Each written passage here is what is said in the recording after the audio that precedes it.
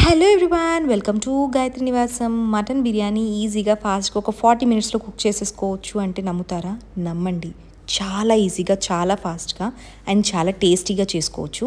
ఎలా చేసుకున్నాను అనేది వీడియో స్కిప్ చేయకుండా చూడండి. మటన్ నీట్గా క్లీన్ చేసుకొని కుక్కర్లో తీసుకున్నాను. నేను ఇక్కడే అన్ని డ్రై స్పైసెస్ యాడ్ చేసేసుకున్నాను. ధనియాలు, జీలకర్ర అండ్ షాజీరా, జీరా, బిర్యానీ ఆకు, చెక్క, లవంగం, ఇలాచీ ఇవన్నీ కూడా వేసుకున్నాను. ఒక చిన్న కరెక్షన్ ఏంటి అంటే ఈ స్పైసెస్ అన్నీ కూడా పౌడర్ చేసుకొని మీరు వేసుకోండి, ఇంకా చాలా బాగుంటుంది. తర్వాత ఉల్లిపాయ, పచ్చిమిరపకాయ అండ్ అల్లం కూడా నేను కుక్కర్లో వేసుకొని ఒక 6 గ్లాసెస్ ఆఫ్ వాటర్ పోసుకొని ఒక 8 విజిల్స్ వచ్చేంత వరకు కుక్ చేసుకున్నాను.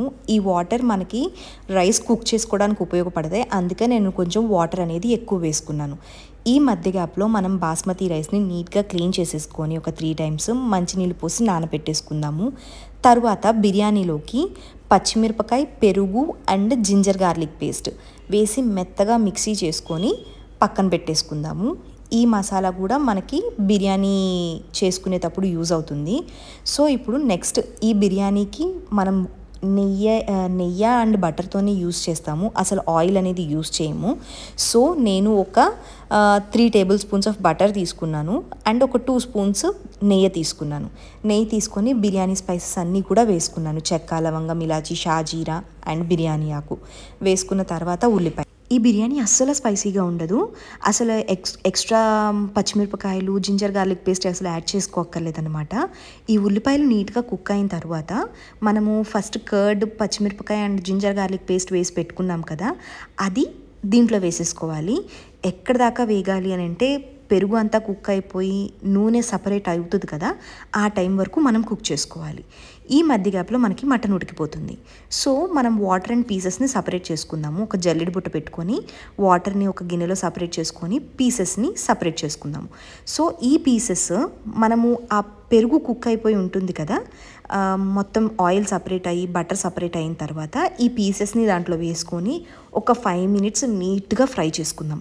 నీట్గా 5 మినిట్స్ ఫ్రై అయిన తర్వాత మనము బిర్యానీ రైస్ నానబెట్టుకున్నది ఉంటుంది కదా, అది దీంట్లో వేసుకొని వేపుకోవాలన్నమాట. రైస్లో ఉన్న వాటర్ అంతా ఎవాపరేట్ అయ్యేంత వరకు కూడా మనం రైస్ని ఫస్ట్ బటర్లో ఫ్రై చేయాలి. ఫ్రై చేసిన తర్వాత నేను 1కి 1:2 అంటే 1 గ్లాస్ ఆఫ్ రైస్కి 2 గ్లాసెస్ ఆఫ్ వాటర్ తీసేసుకున్నాను. ఎందుకంటే మటన్ కూడా ఫర్దర్గా కుక్ అవుతుంది కాబట్టి నేను 1:2 రేషియోలో వాటర్ తీసేసుకున్నాను.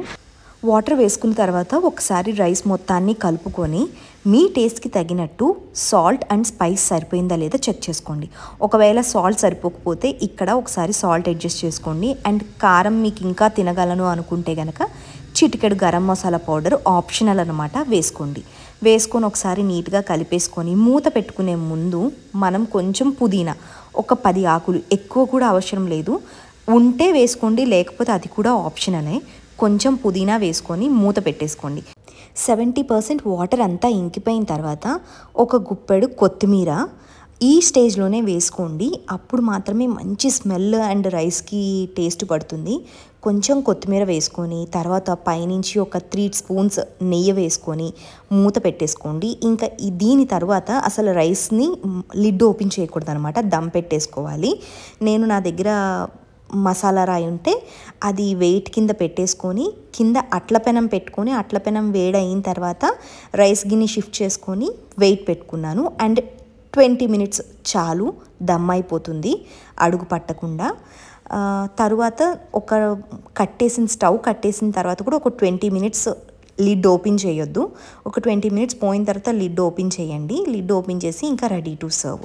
మనం స్టార్టింగ్లో కుక్కర్లో వేసుకున్నాం కదా, చెక్క, లవంగం, ఇలాచీ, ధనియాలు, జీలకర్ర, షాజీరా అండ్ బిర్యానీ ఆకు ఇవన్నీ వేసుకున్నాం కదా, అట్లా వేసుకోకుండా మీరు మిక్సీలో రఫ్గా పౌడర్ చేసుకొని అట్లా కూడా వేసుకొని మీరు ఉల్లిపాయ, పచ్చిమిరపకాయ వేసుకొని విజిల్స్ పెట్టేసుకోండి.